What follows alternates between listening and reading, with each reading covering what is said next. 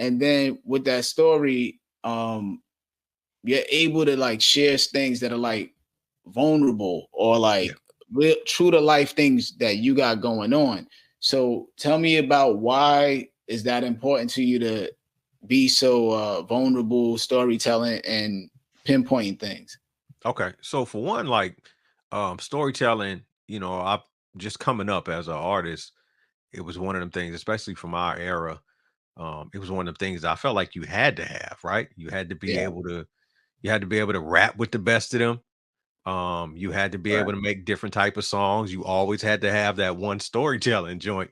But coming up, listening to Slick Rick, Cool G Yeah, Rap, Ice Cube, I would kind of study the way that they tell stories, because and also I was listening to a lot of soul and R&B because a lot of times they have to tell stories, but they don't use as many words as we do as rappers. So yeah, every line has to mean something.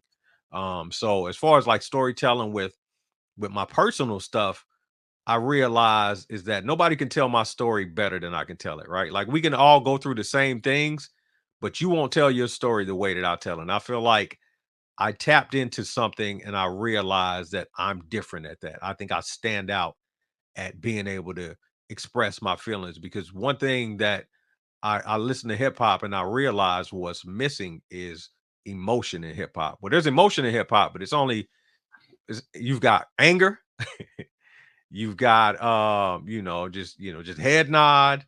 right. There's not a lot of vulnerability in hip hop. Not the way it was before. I think it's reaching that now. People don't talk about, mental health and things like that.